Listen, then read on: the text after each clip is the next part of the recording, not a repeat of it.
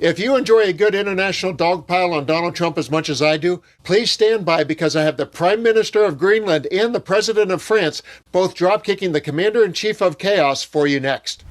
I'm Dan and welcome to another Occupy Democrats Report. To get all of our videos documenting Trump's war on everything, both foreign and domestic, please hit that subscribe button. Let's begin this report with the President of France delivering his thoughts on Trump's takeover ambitions not too long ago. And know that he not only represents France, but echoes the feelings of most, if not all, NATO nations.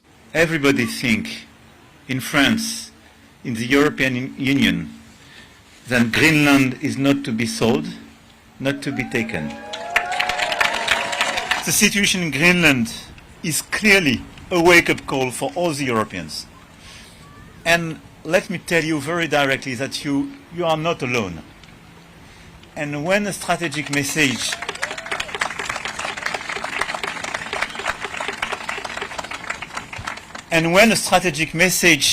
is sent to you, I want just for you to know that it's clearly perceived by the Europeans as targeting a European land. And this flag you have here is our common flag. And we know our common values. And we know our long-standing choices. And this is why it's very important for French people and all the European people to convey very clearly this message of solidarity and the fact that we stand with you now, for today, and for tomorrow.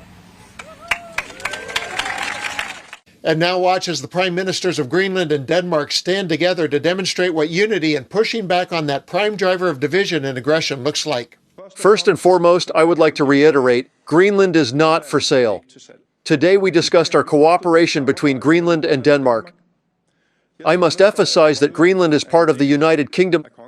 We are a constitutional state based on our democratic values, and we have self-government under the Kingdom of Denmark. The situation is very, very serious, and the geopolitical interests, they have put enormous pressure on our country and its population. Greenland, as part of the Kingdom of Denmark, is a member of NATO. We have great faith in the NATO alliance and in the support that NATO provides us in this situation. But the support from Europe and Denmark is absolutely crucial in this specific situation. We stand together to uphold the inviolability of territories, to protect democratic values, protection of democracy.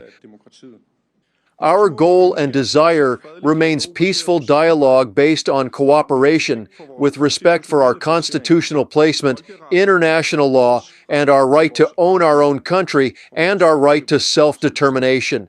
But one thing everyone must understand, Greenland will not be owned by the United States. Greenland will not be governed by the United States. Greenland will not be part of the United States. We choose the Greenland we know today, which is part of the Kingdom of Denmark. Now we are facing a geopolitical crisis, and if we must choose between the United States and Denmark here and now, we choose Denmark. We choose NATO. We choose the Kingdom of Denmark. We choose the EU. The time is not right for internal discussions and division. The time is to stand together to build further upon the community we know and for what we want. Thank you. These two moments land as satisfying denouncements of Trump on the world stage. The responses remind us that sovereignty isn't negotiable and that NATO allies don't bow to a king who wants to plunder their resources. And as you saw, those two leaders didn't match Trump's toxic energy. They simply stood for freedom without desperately screaming for attention. Trump and his authoritarian ego thrives on intimidation, chaos, and forcing submission. But that playbook collapses when met with this kind of unity. This is how a big dog who barks too loud and for too long gets neutered.